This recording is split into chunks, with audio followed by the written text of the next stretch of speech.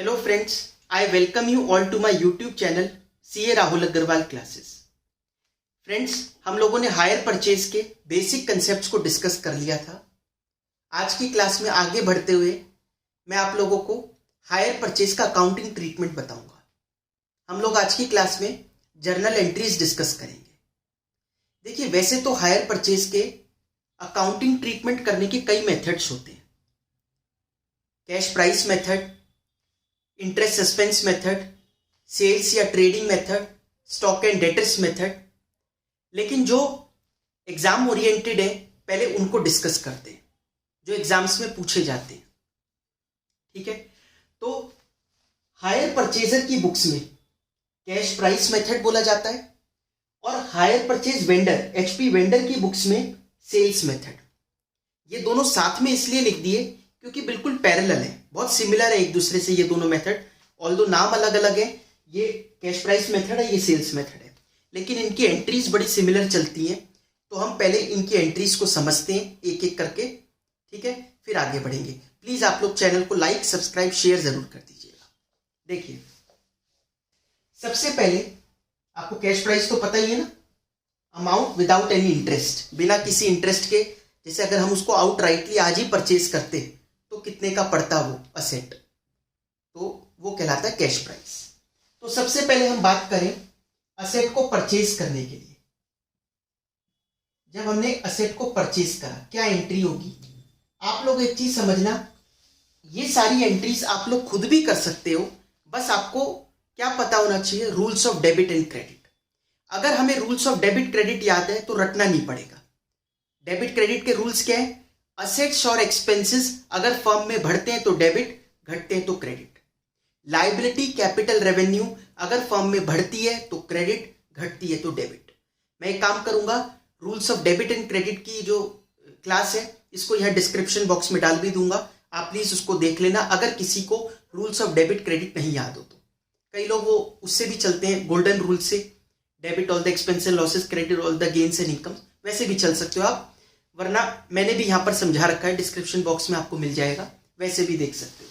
देखिए, सबसे पहले जब इसने खरीदा, हायर परचेजर ने, इसको एचपी बायर बोल देता हूं मैं, जब बायर ने परचेज किया तो ये एंट्री क्या पास करेगा?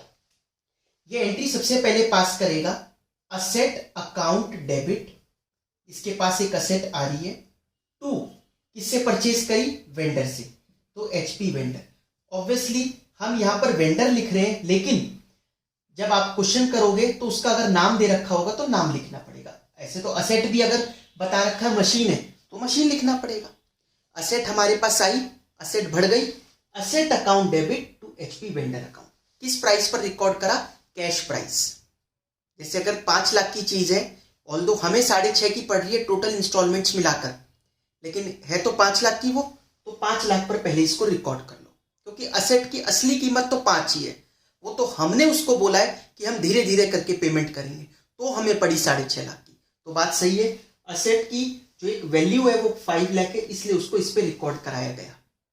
ठीक है, ये क्या एंट्री पास करेगा? अब इसको तो हायर एचपी बायर से पैसे लेने हैं, तो ये डेटर हो गया। इसके लिए डेटर बढ़ते हैं तो डेबिट होता है, तो HP buyer account debit to HP sales account. ये भी कैश प्राइस पे ही रिकॉर्ड करेगा। एचपी बायर या हायर परचेजर, कुछ भी बोल लो, debit to HP sales account, ये इसने एंट्री पास करी। समझ में आया? सेल्स बढ़ती है तो क्रेडिट होता है। मैं वही कह रहा हूं, रूल्स ऑफ डेबिट क्रेडिट का ध्यान रखना, ये एंट्री कुछ भी नहीं है फिर आप लोगों के लिए। नेक्स्ट, अब हम उसको कुछ डाउन पेमेंट करते हैं।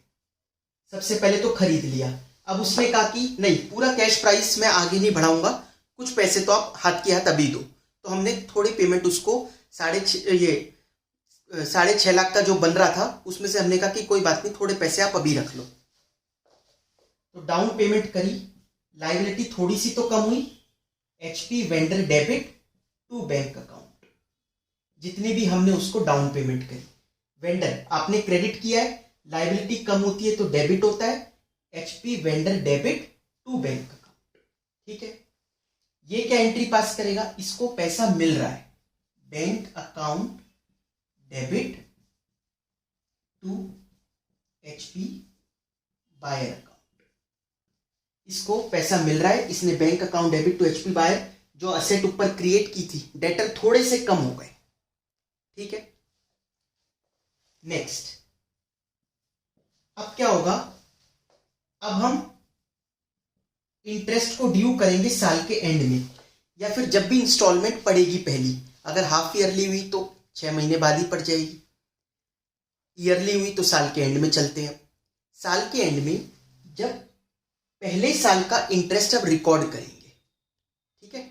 फर्स्ट ईयर का इंटरेस्ट रिकॉर्ड करने के लिए इंटरेस्ट एक एक्सपेंस है, तो इंटरेस्ट अकाउंट डेबिट टू किसको पे करना है, HP वेंडर अकाउंट। ये इंटरेस्ट हमने ड्यू कर दिया, ये भी इंटरेस्ट ड्यू करेगा। ये क्या एंट्री पास करेगा, HP buyer debit to interest account. इसके लिए तो इंटरेस्ट इनकम है ना, ये इंटरेस्ट अर्न लिखेगा, हम इंटरेस्ट एक्सपेंस लिख रहे हैं, नेचर अलग अलग है, एक के लिए एक्सपेंस है, दूसरे के लिए वो रेवेन्यू इनकम है। समझ में आया आप लोगों को ये पक्का।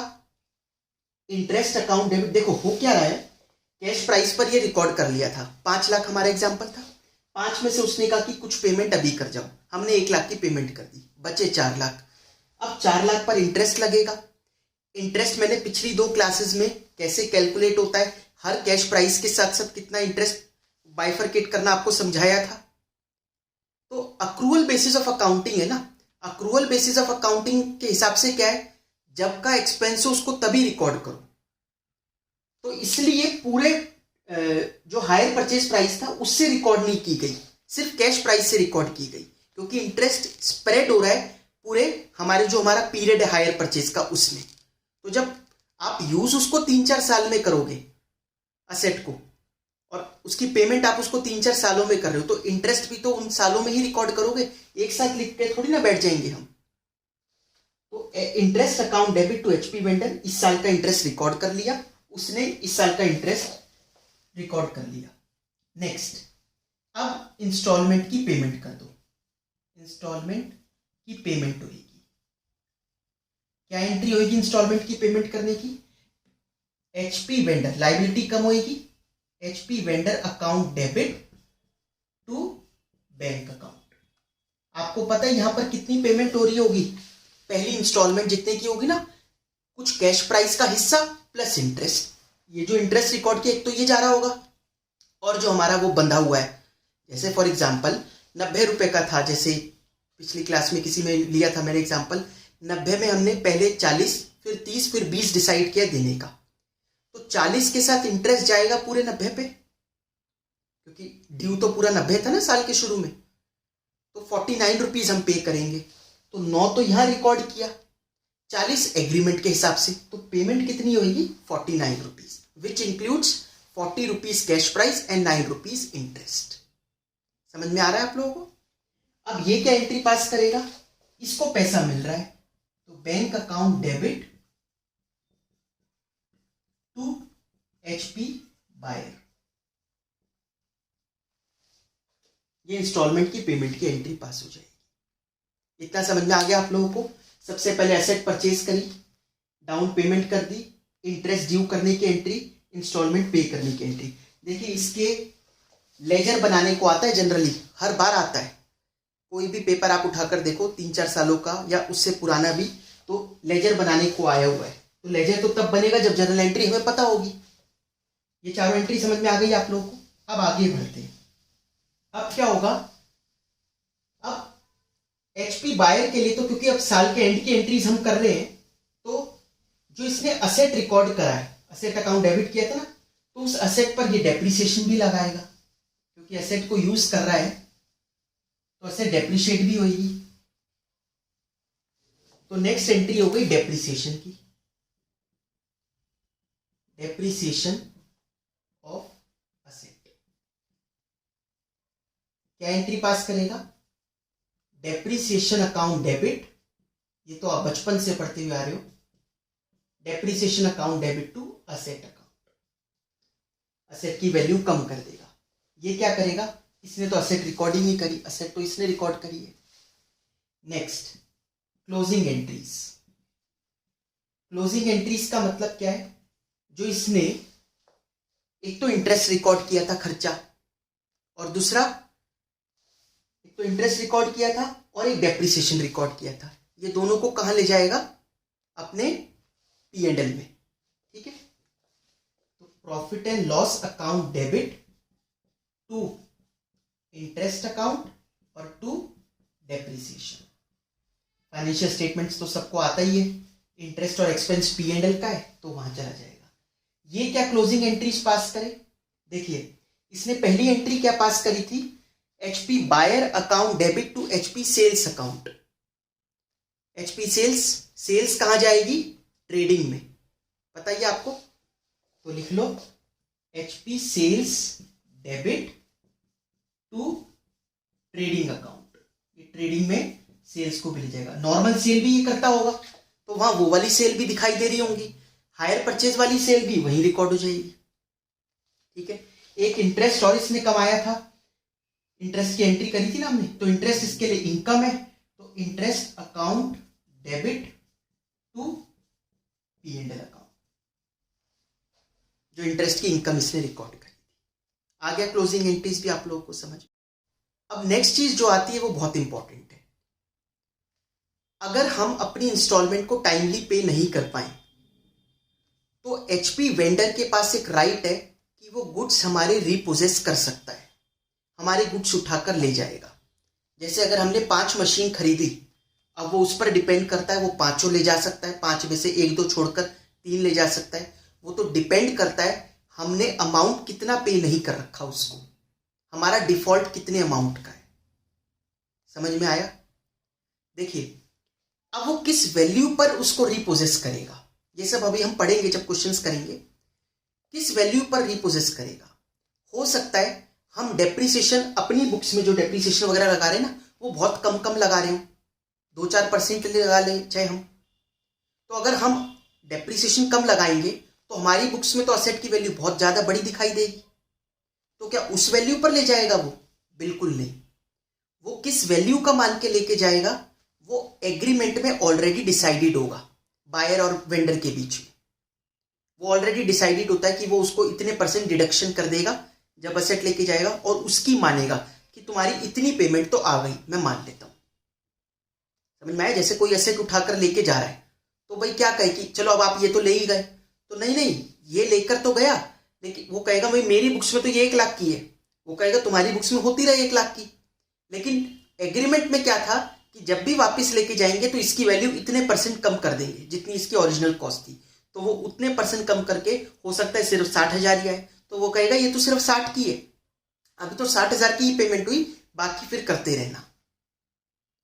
समझ में आया? तो ये अपने डेप्रिसिएशन के हिसाब से नहीं होगा, इसकी वैल्यू अलग से एग्रीमेंट में जो दे रखी होगी कि इतने % रिड्यूस करना है, उस हिसाब से रिड्यूस होगा, ना कि इसका अपना डेप्रिसिएशन लगेगा। ठीक है, तो ज्यादातर ऐसे केस में बायर को नुकसान ही होता है, क्योंकि देखो वेंडर का तो ऑब्जेक्टिव ही होगा जितनी कम वैल्यू हो असेट की उतना फायदा है उसको, तो क्योंकि वो ये कह पाएगा अभी तो सिर्फ इतनी ही पेमेंट हुई है, और बायर का ये ऑब्जेक्टिव होगा कि भैया जितनी ज्यादा बड़ी वैल्यू मान के ले जाओ जिससे कि मेरी लायबिलिटी सिर से उतरे, है ना। लेकिन ऐसा नहीं होगा, एग्रीमेंट के हिसाब से चलना होगा। तो जनरली ऐसे केसेस में लॉस ही मिलता है। ठीक है, इसको बायर को हमेशा लॉस ही होता है। तो गुड्स का अगर रीपोजेशन होगा, ठीक है, रीपोजेशन ऑफ गुड्स, तो हमारे पास से असेट तो चली जाएगी। देखो एंट्री कैसे बनेगी, असेट तो हमारे पास से चली गई, असेट हम कितनी क्रेडिट करेंगे, जितनी वैल्यू हमने बुक्स में लिख रखी होगी हम तो उतनी ही क्रेडिट करेंगे, लेकिन सामने वाला तो मानेगा नहीं, वो तो कहेगा कि मैं इसको 1 लाख की नहीं मान रहा, मैं तो इसको 70 की मानूंगा, क्योंकि एग्रीमेंट में ऐसा है। तो वेंडर डेबिट 70, लेकिन टू असेट में 1 लाख है, 30,000 का नुकसान, तो लॉस ऑन रीपोजेशन, या तो आप सीधा P&L भी डेबिट कर सकते हो, वरना लॉस ऑन रीपोजेशन अकाउंट डेबिट 30,000 रुपए, ये लॉस फिर बाद में P&L में चला जाएगा, अदरवाइज आप सीधा P&L लिख दो। ठीक है, प्रॉफिट अगर आ जाए किसी क्वेश्चन में तो to profit on repossession, but ऐसा क्यों आएगा, लॉस ही होगा जनरली। आया समझ में? लॉस की जगह अगर प्रॉफिट आ जाएगा तो टू प्रॉफिट ऑन रिपोजिशन कर देंगे। HP vendor debit to asset to profit on repossession, but मैं आपको फिर कह रहा हूं कि लॉस ही देखने को मिलेगा जनरली। ये क्या करेगा रिपोजिशन के केस में एंट्रीज, देखो ये प्रॉफिट लॉस कुछ नहीं निकाल रहा, इसका ये क्या है, ये कहेगा भैया मेरी बुक्स में HP बायर इतने लाख रुपए खड़ा है, 7-8 लाख रुपए खड़ा है कि 7 लाख रुपए मुझे टोटल मिला के आपसे लेने थे। अब मैं ये गुड्स लेके आ रहा हूं वापस आपके यहां से, तो मैं तो इस गुड्स को सिर्फ 70,000 रुपए मान के ला रहा हूं। ठीक है, आपने जो मर्जी लिखा हो, तो लिख तो इसने रखा था ना सेट को, तो इसलिए इसको लॉस वॉस निकालना पड़ा, क्योंकि लिखा कुछ और था, गई किसी और वैल्यू में, इसने थोड़ी ना उस सेट को रिकॉर्ड कर रखा था बुक्स में, तो इसके लिए कोई प्रॉफिट लॉस नहीं, ये तो जितने की मान कर लेके आएगा सीधा बस उसकी एंट्री करेगा। तो goods on repossession account debit या गुड्स रिपोजेस्ड अकाउंट डेबिट ऐसे भी लिख सकते हैं, goods repossessed account debit goods आ गए टू अपना HP बायर जो है वो थोड़ा सा कम हो गया, मतलब जो डेटर था वो थोड़ा सा तो कम हो गया, क्योंकि इतने के तो चलो ठीक है भाई, मैं इतने के उठा के ले आया तो आपको मैंने इतने से कम कर दिया।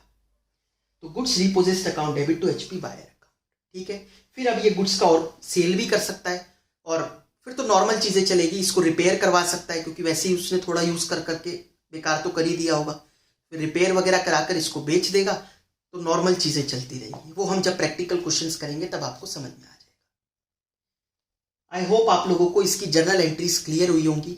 जर्नल तो आएगा ही, इसका लेजर आ सकता है कि इसकी बुक्स में ये 2-3 अकाउंट बनाओ, इसकी बुक्स में बायर का अकाउंट बनाओ, ये बहुत आता है पेपर में, हम उसके क्वेश्चंस करेंगे। प्लीज चैनल को लाइक सब्सक्राइब शेयर जरूर कर दीजिएगा। Thank you so much.